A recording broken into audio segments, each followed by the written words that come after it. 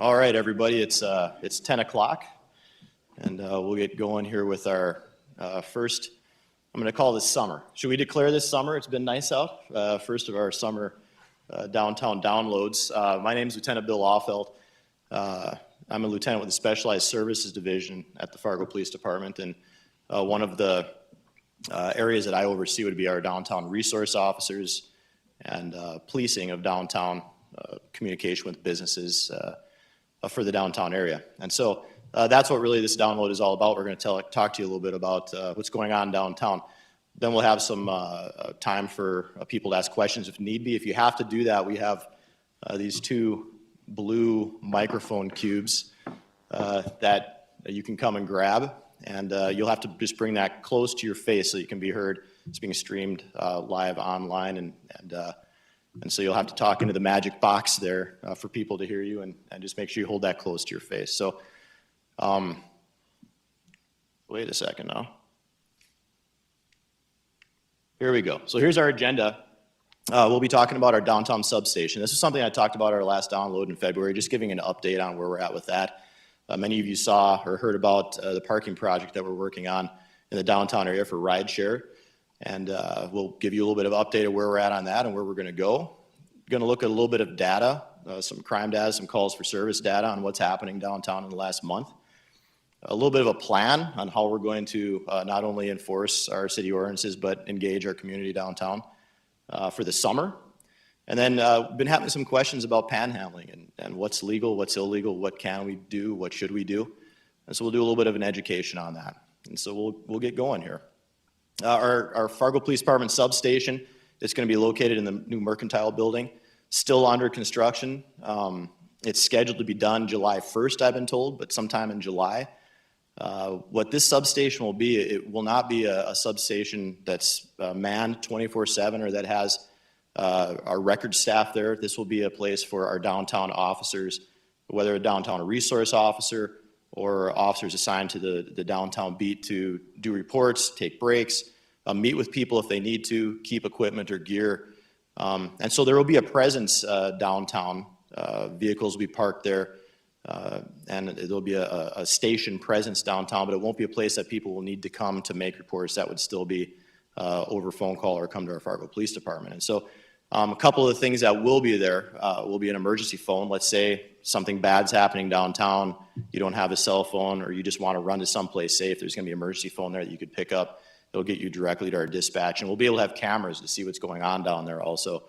One of the things that we're going to really emphasize this summer is bike patrol and foot patrol in the downtown area, and we'll be storing some of our bikes down there, so it'll be easier for officers who are working downtown to just go in there, grab their gear, hop on a bike, do law enforcement on bike, which includes engagement. It'll help us get into some of the areas, some of the parks, some of the back alleys a little easier, and then it's always great to stop and talk to people as opposed to being in a car. You're on a bike or you're on foot, and you can stop and talk to people and engage our community. So we'll also be able to use that to just run events out of parades, major events downtown, street fair. We'll be able to keep supplies in that substation. So July 1st is the date that we're still being given, and still in the process of putting that together, but we're really excited about what that's going to look like when it's done. Parking project. This was something that we talked about at commission on Monday, and we received approval to keep moving on this. Over the last 6-7 months, we've been meeting with some of our downtown businesses and trying to figure out a way to pull people away from the bars at bar close for a number of reasons.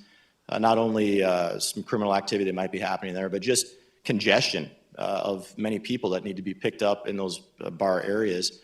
If you remember at the last download, I talked about how we use data to determine where we're going to put some of these cab stand pickup areas, and these are the areas that were identified that we have on the screen here. It was very obvious where people were wanting to be picked up and where the concentration of people were at, and we're just trying to pull people maybe a block off of Broadway to make it a little bit easier for people to not only get a cab ride, but a rideshare ride.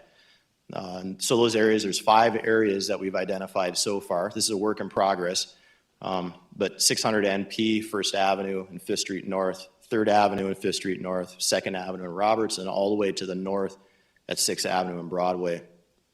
This would only be on Thursday through Sunday nights from 10 p.m. to 3 a.m. And so during the day prior to 10 p.m. you still could park here, but from 10 p.m. to 3 a.m. on all of those days through Sunday morning, you would not be able to park there, as it would be a place for rideshare to pick people up, or a cab stand for cabs to wait and pick up people that might need a ride.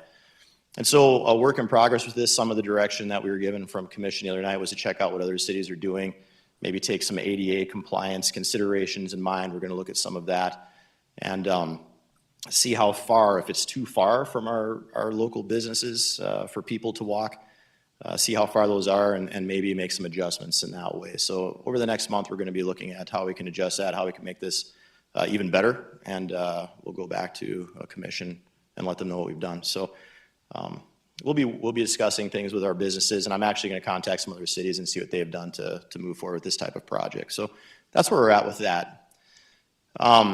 Data, calls for service. I've asked our Intel analysts to identify top 5 call for service locations within our city. The top one is Matt Bus, and this the period that we looked at was April 18th to May 16th, and so very recent data. Matt Bus is our #1 call for service location with 55 in that month. When I look at those calls for service, the majority of them are disturbances, anything from somebody talking loudly to people arguing to pushing matches. Our officers get called there, and there are very few reports that are actually generated because at the end of the day, there are very few actual crimes that we can find enough reasonable suspicion or probable cause to complete a report or make an arrest. There are warrant arrests that have been made there. And the one thing I identified is that there's security present on site for the majority of the day. And so there's someone there to view things that are happening. There's someone there to call us before bad things occur. And so that's what's happening. We're being called there quite often. And so that, I believe, is what's driving calls for service a little bit, along with behavior of individuals that are there. What we're going to do is work with that security company, not that they're doing anything wrong, but maybe look at a way where we can kind of educate both ways as to, do we need to be called for this or don't we need to be called for this? What can you handle? What can we handle? And so we'll see how that works. My goal is to try to not only make the experience of Matt Bus a little better for people that are going in and out, but to try to lower our calls for service at that location. And so we'll be working on that. 400 Broadway, 4th Avenue North and Broadway, I kind of considered the same location. 26 calls for service. What was really good about when I looked at this data is all of that's proactive activity. The majority of it is our officers stopping out and talking to people, doing community-oriented policing, engaging with the community, and doing crime prevention in that area. The same thing in the 300 block of Broadway North, almost all proactive activity where we're not being called. We're either noticing things or we're stopping and talking to individuals before bad things happen. We're engaging the community. And so I was really happy with our calls for service this month and what I saw. It gave us a little bit to work on Matt Bus, and it shows that we're doing a great job in the 300 and 400 blocks of Broadway, which is where some of our incidents that I saw through data are occurring, as you'll see in the next couple slides. One interesting thing, the majority of our calls for service, the high time was at Wednesday at 2 p.m., which I thought was very interesting, calls for service in the downtown area. But when you think about it, that's when a lot of people are down here.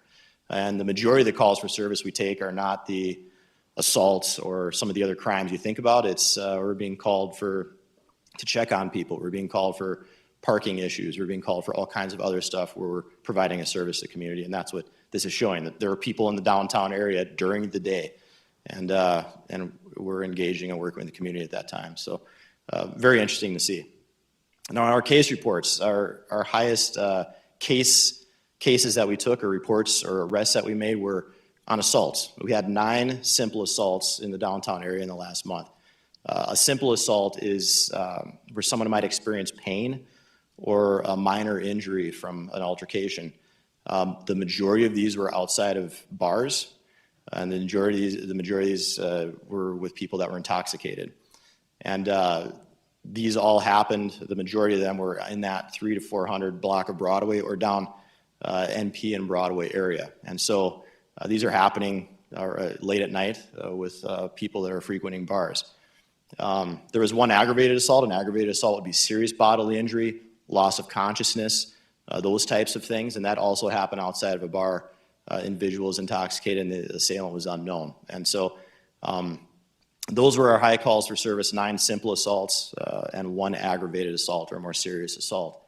One of the action plans I have is we have officers that are focusing on the southern half of Broadway. That's where a lot of our bars are at. There's where a lot of people congregate at the end of the day, thinking about maybe moving some of those officers to the north or adding more officers to the north at a specific time to work with the community, be more present, and try to maybe stop things before they happen if we can. We'll also just going to talk to our bars and look at some over-serving issues. So that's what I found with assaults.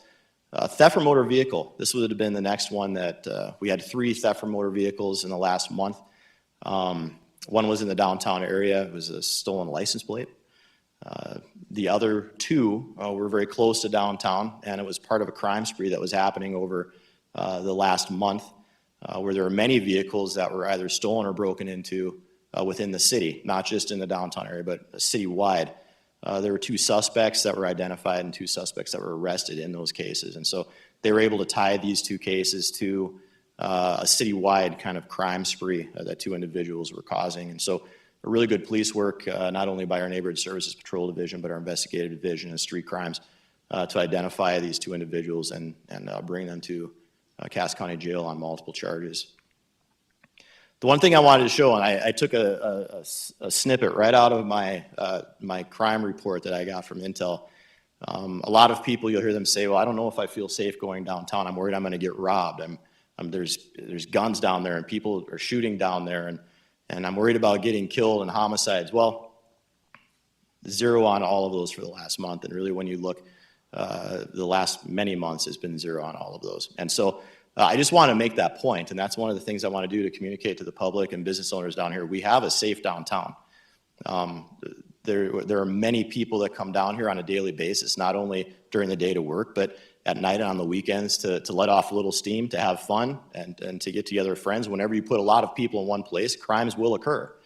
But these very serious crimes that everybody's worried about are not occurring, and we're going to continue to make sure that happens, or that doesn't happen, those crimes don't occur. So I just wanted to point that out, and we want to keep it that way. So we'll work very hard to keep that going. Case reports. This month's case reports, the stuff I've just been talking about, most common time, Saturday night, midnight. So that's when everybody's out. There's people are at the bars. There's a high concentration of people consuming alcohol, and they're in the downtown area late. And so, again, we're going to be looking at that data and directing patrols and our activity towards that. So, summer activity plan, and this is both for during the day and at night. I want to take a 2-pronged approach this year and this summer. One of the things we're going to be able to do, we have many school resource officers that are in schools throughout the year, and that's their primary duty. But in the summer, there's no school, and in the summer, they come back to the street and do a lot of work. Patrol work, wherever it might be.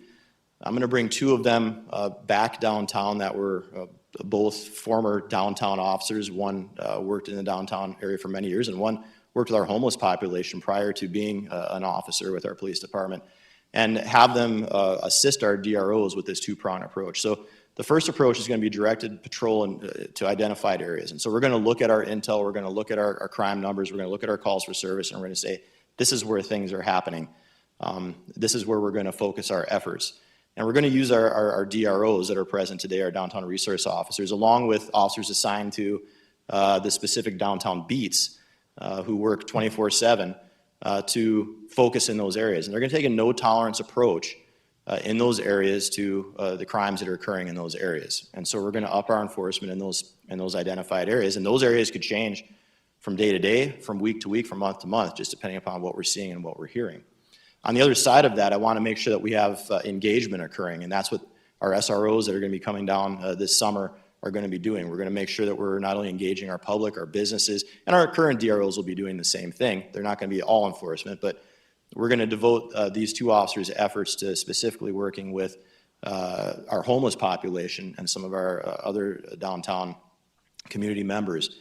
and we're going to conduct outreach. And what we'd like to do and how we'd like to do that is with collaboration, not only with our mobile outreach, which has been a great partner for the last many years and a great help, but Gladys Ray, Parks, some of our other entities in the downtown area that can help through collaboration with some of these, some of our downtown individuals who really need that help. And so I want to build a relationship with our homeless population, and I want to be able to work with them. And those two officers are going to focus on that engagement side of it.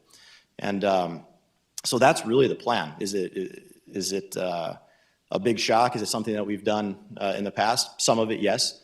This engagement side of things, I really want to see where that goes. And collaboration with some of our partners downtown and in the city, I think will really go a long way to work with that. And so we're also going to have more presence at our street fair. We're going to have more presence at some of the downtown events on the weekends that we haven't had in the past. And that's a huge engagement piece, and also a small enforcement piece. Many times there's a lot of good things that happen there and very few illegal things, but we want to make sure that we're there to cover both. And so that's the downtown plan. We're not only going to have our assigned downtown resource officers engaged in this, and we're going to add to them, but we're also going to get our assigned beat officers on all of our shifts on this plan and following the same data and enforcing in the same directed areas. We get a lot of questions about panhandling, and a lot of people say, what should I do? Like if somebody comes up to me, what do I do? How do I handle this? And so I wanted to just talk about the two different types of panhandling that are identified in our city ordinance, in our city ordinances. And the first one is panhandling. One thing that a lot of people don't understand is that panhandling is prohibited in our downtown business district. Downtown business district is basically anything between, south of 7th Avenue North, east of the Red River, west of the Red River, east of University, and north of Main Avenue. And so panhandling of any type is prohibited in our downtown area. And panhandling is basically somebody coming up to you and saying, hey, can you give me some money? Can you give me a cigarette? Can you give me anything that you have? I'm asking you for it. That is prohibited downtown. It is not prohibited totally in the rest of the city, but there are a lot of areas that you cannot panhandle citywide, 20 feet from an intersection, near schools, on any bridges and underpasses. There's a lot of different areas identified in our city ordinance where you cannot panhandle. But there is no place in the city of Fargo other than downtown where it's prohibited in a very specific location. Aggressive panhandling is prohibited everywhere in the city. And what aggressive panhandling is somebody still asking you, hey, can I have money? Can I have that cigarette? Can I have something? But they're doing it by intimidating. They're doing it by not allowing you to move past on the sidewalk. They're doing it by placing you in some type of fear. And so that is aggressive panhandling. And it's somebody who might be coming at you in a very aggressive manner, somebody who might be giving the impression physically that they might cause you some type of harm, although they don't do it and they don't say it. That would be aggressive panhandling. And so what should we do in these situations? I can't tell people not to give people something outside of the downtown area. That is somebody's specific choice. But in downtown, it is illegal to engage in panhandling. And so if you're in the downtown area and people are asking you for money, asking you for cigarettes, asking you for things, it is illegal for them to do that. And so I would encourage people not to engage in that and say, no, I'm not going to give you anything. If it's aggressive panhandling and you're feeling like you're in fear, you're feeling intimidated, I would encourage you to step into a business, get around where other people are at, and call the police and say, hey, this is happening to me on the sidewalk, this is happening to me in this parking lot. And I feel afraid, get a good description of who this individual is, the last direction of travel, and call the police, and we'll come and check that out. And so I just wanted a brief education on panhandling, where it's allowed, where that can happen, and where it shouldn't be happening. And a lot of people at Panhandle are saying, hey, I need some food, I'm in need, I need something. There are a lot of places in our city that can provide resources for individuals who are in need. We have the Salvation Army, we have Gladys Ray that can give people resources, we have Churches United, all these different places in our community that people can go and get what they need. And so I would, people that are asking for money, know that they do have places they can go to receive that help, and also know it's illegal to do in the downtown area. So just a short education on panhandling in our city ordinances and what we can do with that. And that is really all I have to cover today. So we're open for any questions on anything downtown related, if anybody has anything. We can get the big blue cube your way. There's a little handle on the bottom too. Perfect. So question as far as the noise downtown, as we're receiving a lot of complaints, we're at the Jasper Hotel. Okay. I've had a refund just last night alone, over $500 due to the level of noise from one specific individual. We've called the police multiple times last year. Again, this year, he's been issued a permit, is my understanding, but only until a certain time. What are we doing to address that at midnight, 1 o'clock in the morning, 11 o'clock at night? And I'm assuming we're talking about a food vendor cart. No, he sits right in front of Dempsey's. He's got a guitar. Okay. He plugs into the city power with his speaker to play until 2, 3 o'clock in the morning. So I'm getting nods from our DROs that they know who this individual is. And, you know, we do have city ordinances that pertain to loud, unnecessary noise after certain periods of time at night. And so what we'll do after the meeting here is I want to talk to you and see what kind of information we can gather and see what we can do to address that. Because if they're causing people to not be able to sleep in a hotel, if it's too loud, that's an issue that we have to deal with. And so when we're done here, I'll come up and let's see what we can do about that. Thank you. You bet.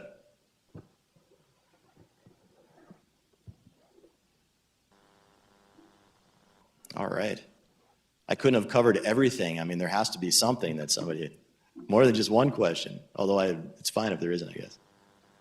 Are we seeing a bigger homeless population this year compares to, say, last year at this time, or different individuals? I know there's frequent flyers, we all see them, but are we seeing more of them this year just with the economy and things like that changing? You know, I don't have specific numbers on that, and I don't know if there's anybody in here that have numbers on, you know, Jillian or Jan, if you would have numbers. It doesn't appear to me that there is an increase, but I couldn't answer the numbers.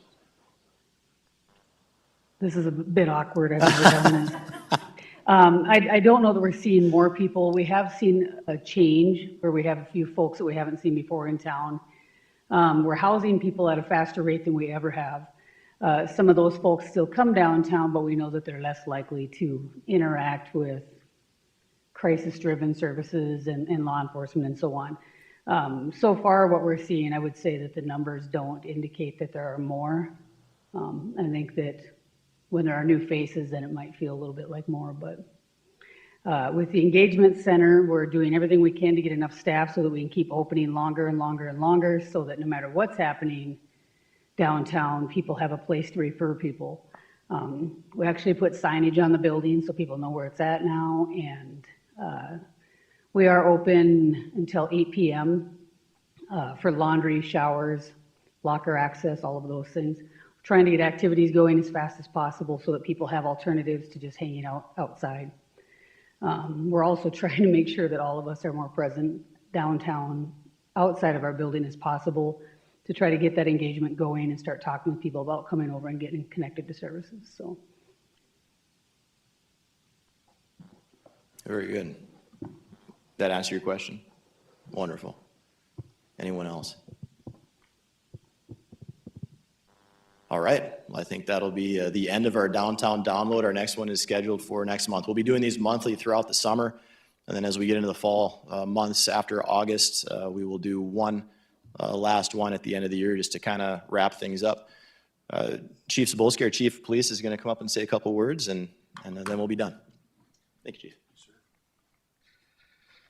Yeah, one last little tidbit to bring to your attention. If you saw the commission meeting earlier Monday where Lieutenant Alfeld gave a very nice presentation on rideshare, what we're trying to accomplish there, working with the area businesses, is trying to remove that large amount of people who are causing great congestion during that 2 to 3:30 a.m. period of time after bar close. A lot of licensed premises letting a lot of people out at one crack.